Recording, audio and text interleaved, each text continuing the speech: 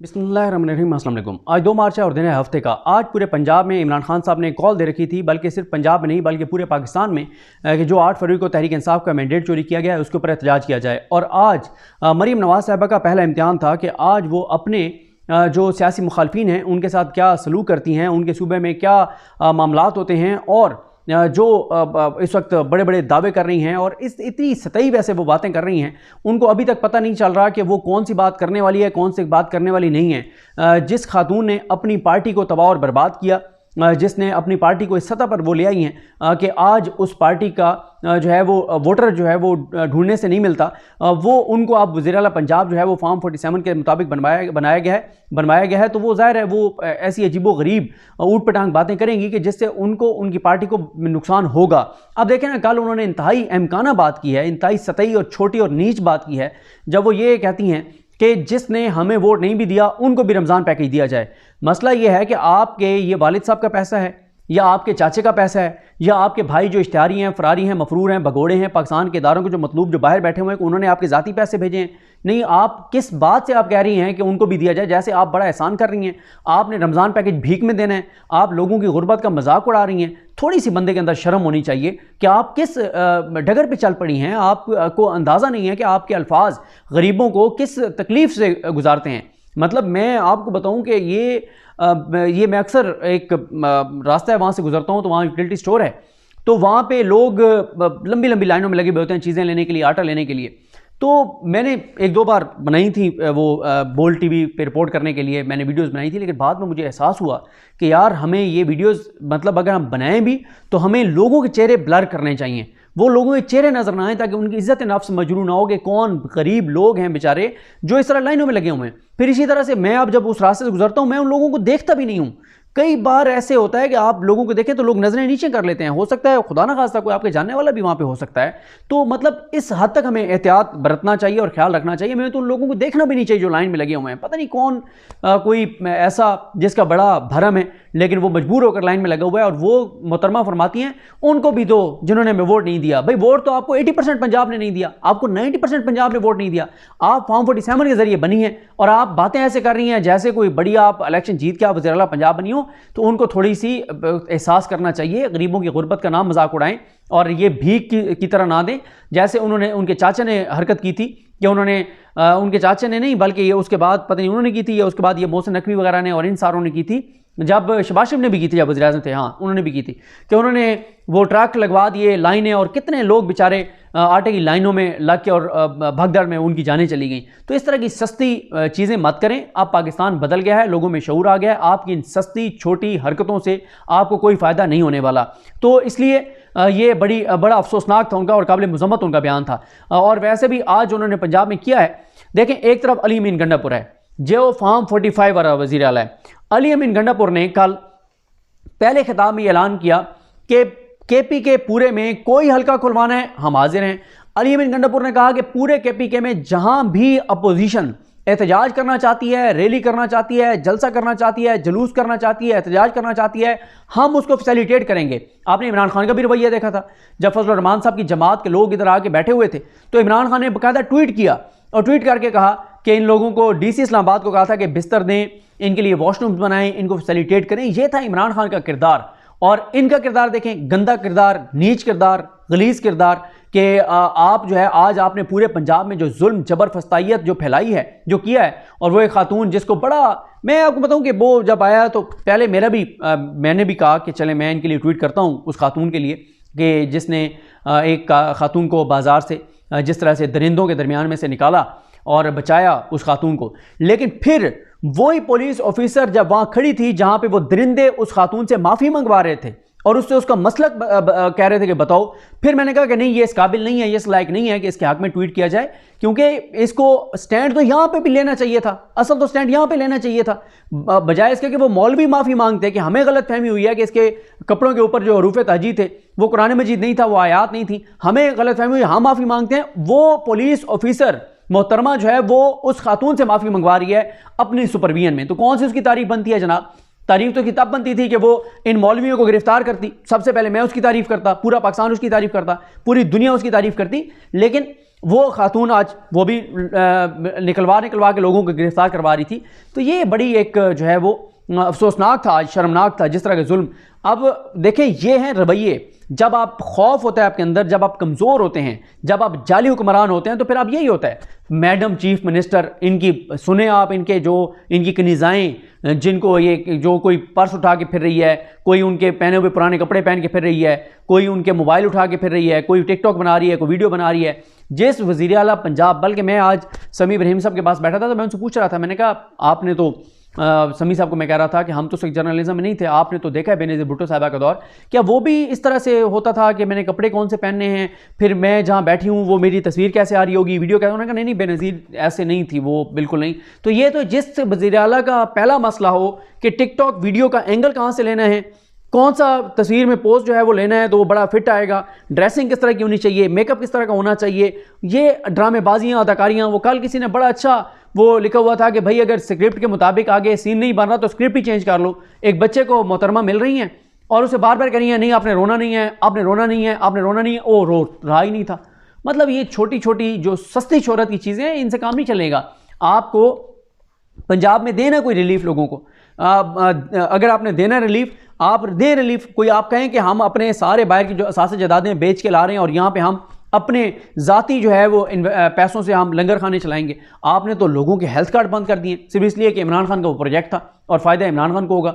हालांकि उस health card के ऊपर तो इमरान खान की तस्वीर भी नहीं थी, तो ना ही इमरान खान ने अपने MNAs, MPs या अरकान असम्बली के जरिए वो हेल्थ कार्ड दिलवाया था। इमरान खान ने तो पूरे पंजाब के लोगों को हेल्थ कार्ड फ्री कर दिया था और 10 लाख रुपए तक इलाज उनका हो सकता था बाइज्जत तरीके से और बेहतरीन हॉस्पिटल्स में, और इन्होंने वो हेल्थ कार्ड जो है वो बंद करवा दिया। आज इन्होंने पूरे पंजाब में बड़ा जुल्म करवाया है, जबर करवाया है, पुलिस से दरिंदगी करवाई है। देखें चीज़ें, इससे पाकिस्तान का बहुत नुकसान हो रहा है। अब देखें ना उसके रद्द-ए-अमल में तहरीक इंसाफ क्या कर रही है। तहरीक इंसाफ ये कर रही है कि वो जो पुलिस एहलकार जो जुल्म कर रहे हैं, जबर कर रहे हैं, उनकी वो स्क्रीनशॉट्स ले रहे हैं, उनकी तस्वीरें ट्वीट कर रहे हैं। और अब तो PTI ने, क्योंकि ट्विटर बंद है, कभी खुलता है कभी बंद हो जाता है, तो वो अब इंस्टा पे भी डाल रहे हैं, वो उसकी वीडियोस बना के टिकटॉक पे भी डाल रहे हैं, वो फेसबुक पे भी डाल रहे हैं और वो व्हाट्सएप ग्रुपों में भी डाल रहे हैं और कह रहे हैं कि ये वो पुलिस का एहलकार है जो ये तशद्दुद कर रहा है, इसका नाम बताएं। और कुछ जगहों पे मैं उसमें रिक्वेस्ट करूंगा PTI वालों से कि ये काम ना करें, उनके एड्रेसेस मत खुदारा जो है वो सोशल मीडिया पे डालें। कुछ के एड्रेसेस वो डाल रहे हैं कि ये फलाने महल्ले में रहता है, फलानी जगह पे रहता है। अच्छा, वो PTI वाले इस तरह से डाल रहे हैं और कह रहे हैं कि ये फलाने महल्ले में रहता है, इसका सोशल बाइकआउट करें। लेकिन PTI को ये बात समझनी चाहिए कि अगर आप उनके एड्रेसेस डालेंगे तो कल को हो सकता है कि कोई नून लीग का बंदा ही उसको जाकर नुकसान पहुंचा दे, तो वो फिर उन्हीं लोगों को उठाएंगे कि इन्होंने इस पुलिस एहलकार का जो है वो एड्रेस जो है वो पब्लिक किया था। गो के नून लीग वाले ये काम कर रहे हैं। सहाफ़ियों को जो नोटिस हुए FIA के, वो सारे एड्रेसेस के साथ उन्होंने लगाए, उनकी जानों को ख़तरे में डाला, सारा कुछ है। लेकिन मसला यह है कि यहाँ पे आपको पता है कि नून लीग वालों को तो सब कुछ माफ़ है क्योंकि इस वक्त कब्ज़ा है उनके पास पाकिस्तान का, लेकिन PTI वालों की जान पे बन जाएगी। तो इसलिए एड्रेसेस जो हैं वो पुलिस एहलकारों के बिल्कुल नहीं। बाकी आपका प्रोटेस्ट, आपका हक है, आप उनकी तस्वीरें लगाएं कि ये जुल्म कर रहे हैं। अगर आप ये कहना चाहते हैं कि इनको कानून के मुताबिक कार्रवाई की जाए, वो भी मुतालबा आपका जायज़ है। अगर आप ये कहते हैं कि इनका सोशल बाइकआउट किया जाए, वो भी आपका मुतालबा ठीक है। लेकिन आप अगर उनके घरों के एड्रेस लगा देंगे तो ये चीज़ बहरहाल जस्टिफाइड नहीं है, ये PTI को किसी सूरत नहीं करना चाहिए। तो ये सारी चीज़ें देखें, ये धांधली ज़दा इलेक्शन के नतीजे में बनने वाली असम्बली मुमकिन नहीं है कि ये चला सकें। तो आप दिखाएं ना फिर अली अमीन गंडापुर की तरह, आज आप करने देते हैं एहतजाज, क्या हो जाता। लेकिन पूरे पंजाब में इससे लोगों के अंदर बहुत नफरत बढ़ रही है और ज़्यादा इनके लिए मुश्किलात होंगी। और मरीम साहबा, क्योंकि मोदी साहब जो हैं वो इनके अंकल हैं और वो इनके घर भी तशरीफ़ लाए थे, और आई थिंक मरीम नवाज़ साहबा की बेटी की इंगेजमेंट थी, उस पर आई थिंक आए थे। तो मरीम साहबा यहाँ पे भी इस पंजाब में मोदी सरकार का जो एक मॉडल है अंकल मोदी का, वो मॉडल वो यहाँ पे जो है वो अप्लाई कर रही हैं। जैसे मोदी वहाँ पे अक़लियतों के साथ जुल्म जबर कर रहा है, वहाँ मुसलमानों के साथ जिस तरह से जुल्म कर रहा है, तो मरीम नवाज़ साहबा भी यहाँ पे, लेकिन फ़र्क है, मोदी वहाँ पे अक़लियतों के साथ कर रहा है, ये यहाँ पे अक्सरियत के साथ वो काम कर रही हैं, ये एक फ़र्क है। बाकी मॉडल इनका वही है, इनके अंकल जो मोदी हैं उन वाला मॉडल है। तो ये एक बड़ी अफसोसनाक और शर्मनाक बात है। दूसरी तरफ कल वज़ीर-ए-आज़म का इंतखाब होना है, नामुकम्मल असम्बली, और 8 फरवरी का इलेक्शन हुए, 2 मार्च आ गई है और आज के दिन तक मखसूस नशिस्तों का फ़ैसला इलेक्शन कमीशन नहीं कर सका। अब आप मुझे बताएँ कि ये कितनी देर का फैसला था इलेक्शन कमीशन के लिए करना, अब तक इलेक्शन कमीशन क्यों नहीं कर सका।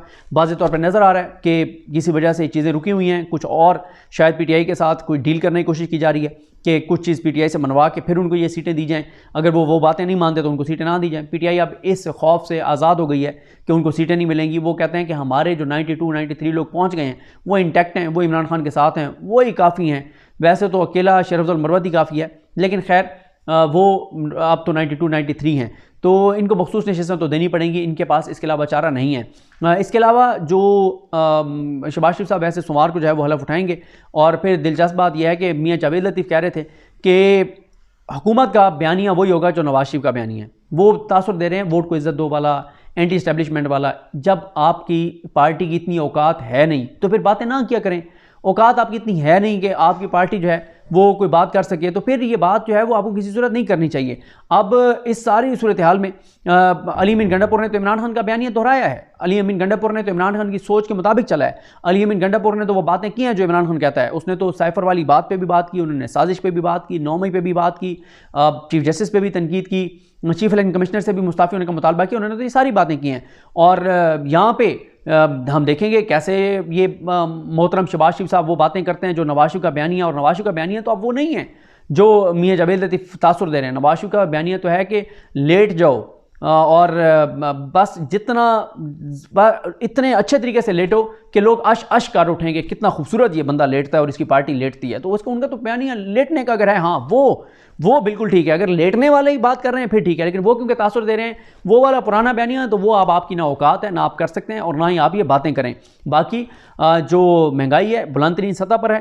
अभी इसका जो पेट्रोल यकम को बढ़ा है इसका इम्पैक्ट आना है। महंगाई 33% पे चली गई हुई है और चीज़ें बहुत ही ज़्यादा जो है वो कॉम्प्लिकेटेड हैं। तो बाकी अब देखते हैं जी किस तरह चीज़ें आगे बढ़ती हैं। यकम रमज़ान से महंगाई बहुत ही ज़्यादा होगी, बहुत ही ज़्यादा होगी, बहुत ही ज़्यादा होगी। लोगों के लिए बड़ी शदीद मुश्किलात होंगी, क्योंकि ये जो हुकूमत आ रही है ये आवाम के लिए नहीं आ रही, ना ये आवाम के वोटों से बनी है, ना ये आवाम के लिए आ रही है। और ये अपनी ज़ात से निकलेंगे तो कुछ करेंगे ना। अब आप ये देखें कि कल फजल रहमान साहब से जो शहबाज शरीफ ये नवाज शरीफ जाके मिले हैं, तो क्या फजल रहमान साहब ने ये कहा है कि यार पेट्रोल सस्ता कर दें, आपने बड़ी ज़्यादती किया है, कल आपने पेट्रोल बढ़ा दिया है, आगे माह रमज़ान आ रहा है, मुसलमान रोज़े रखते हैं, तो उसके लिए ज़रूरी है कि आप चीनी सस्ती करें, घी सस्ता करें, सब्ज़ियाँ सस्ती करें, फ्रूट सस्ता करें। हर मुसलमान की ये गरीब से गरीब मुसलमान भी जो हो वो भी चाहता है कि रोज़ों में वो अपने बच्चों के लिए फ्रूट लेके जाए, चीज़ें लेके जाए।